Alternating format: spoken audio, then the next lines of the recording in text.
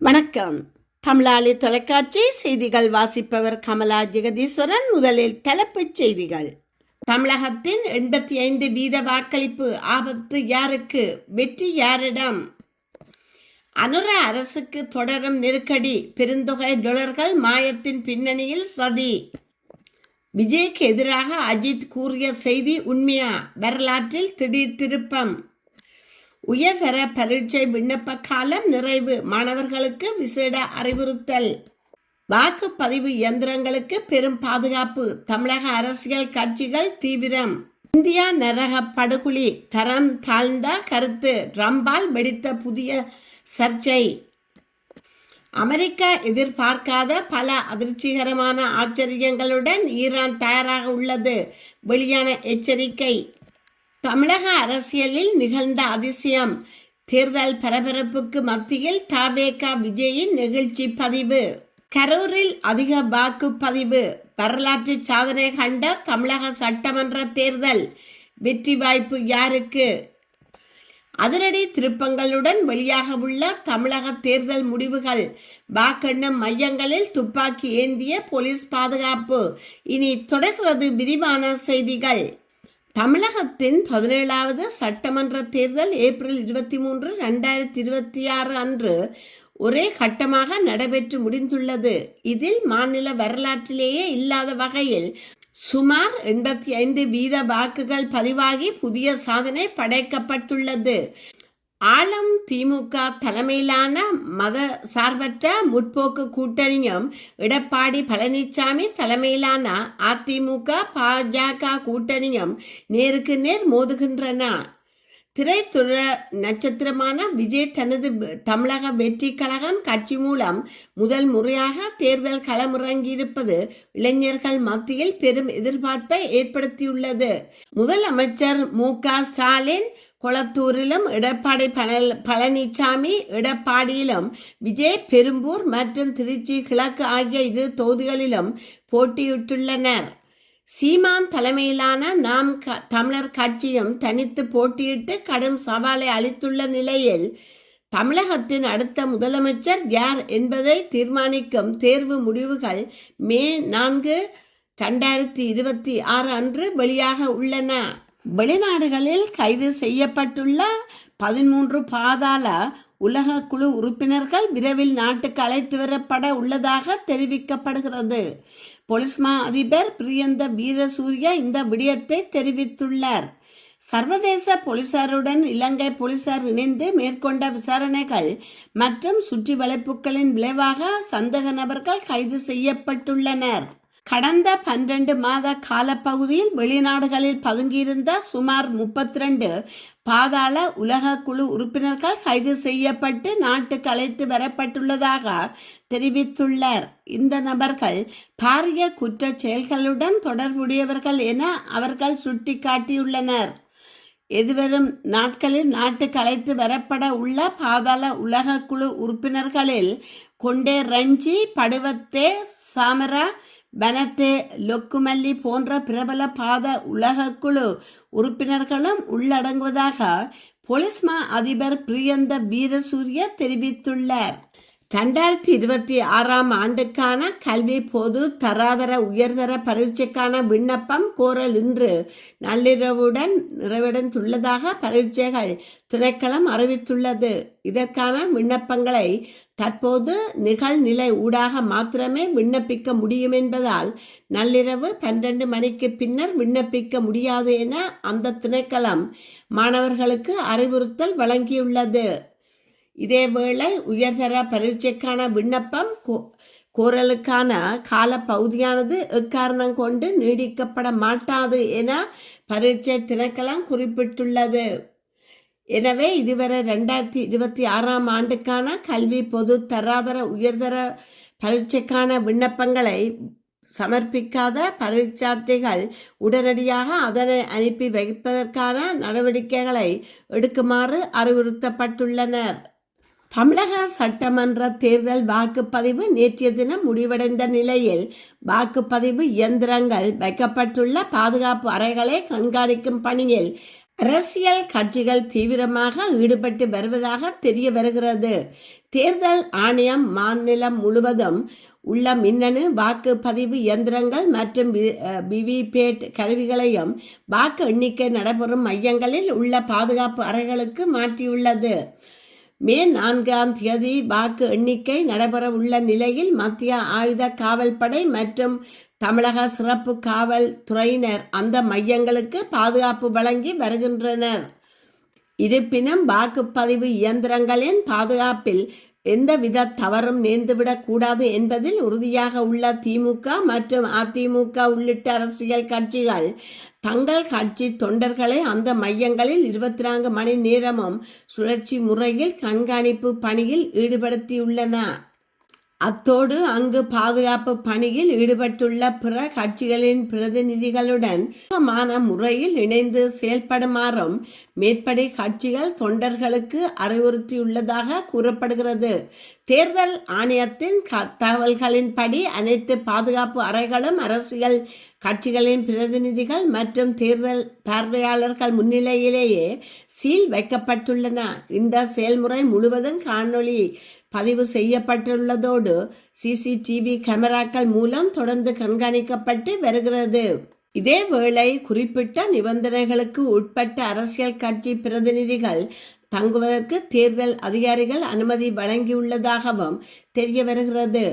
தமிழகத்தின் 234 தொகுதிகளுக்கும் நடைபெற்று முடிந்த இந்த தேர்தலில் திமுக தலைமையிலான கூட்டணி மற்றும் அதிமுக தலைமையிலான கூட்டணிகளுடன் நடிகர் விஜயின் தமிழக வெற்றி கழகமும் போட்டியிட்டுள்ளதால் தேர்தல் முடிவுகள் மீது மிகுந்த எதிர்பார்ப்பு நிலவுகின்றமை குறிப்பிடத்தக்கது. அமெரிக்கா ஜனாதிபதி டொனால்ட் ட்ரம்ப் இந்தியா குறித்து தெரிவித்த கருத்து பாரிய சர்ச்சையை ஏற்படுத்தியுள்ளது.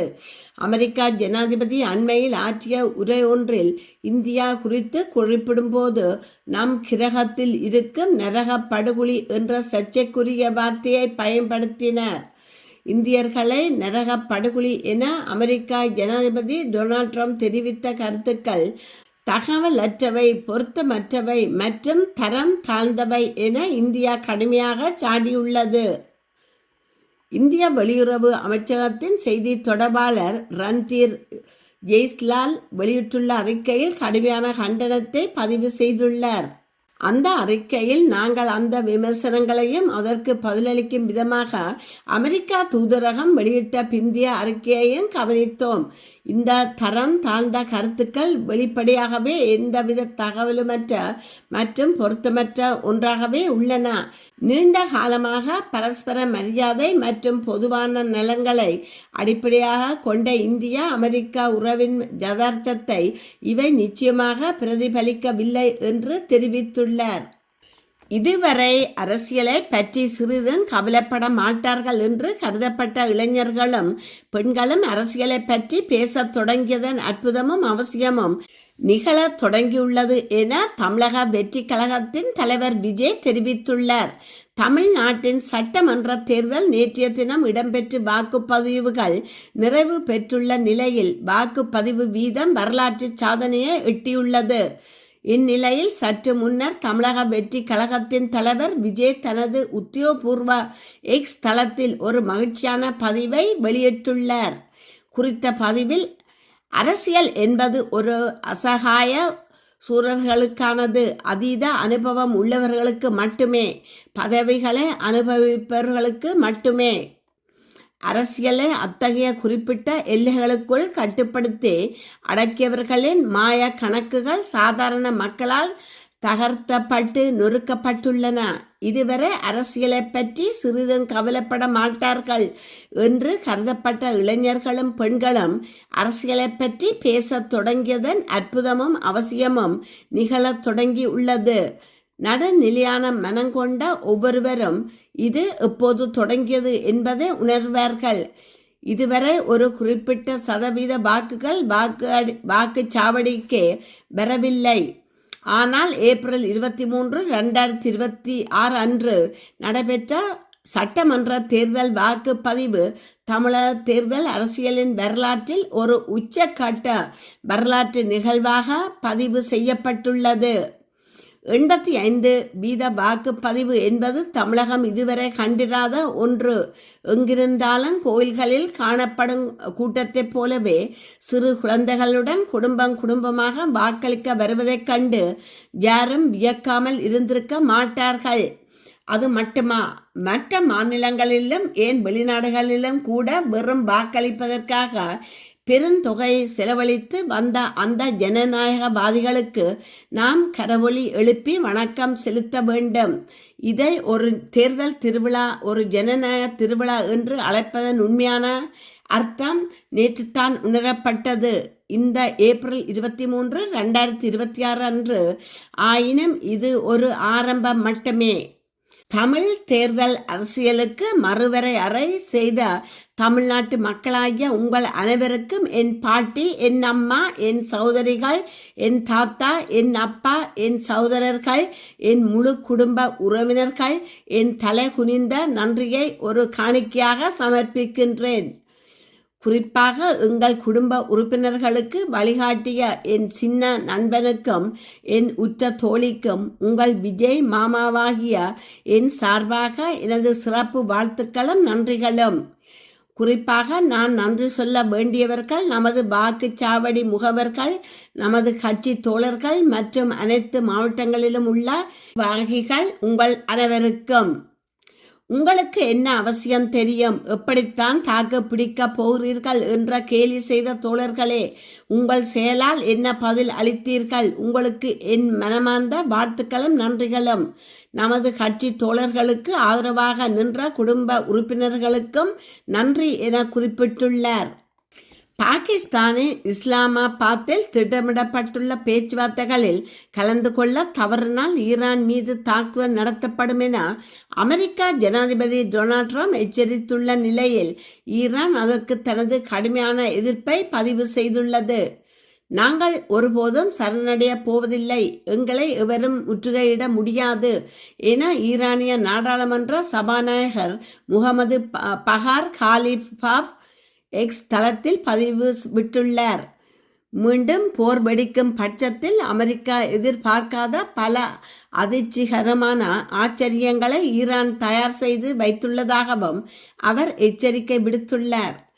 ஈரானின் முக்கிய இராணுவ தலைமையகமான காதம் அல் அன்பியா சாத்தியமான தாக்குதலை எதிர்கொள்ள தங்களது படைகள் முழு தயார் நிலையில் இருப்பதாக அறிவித்துள்ளது.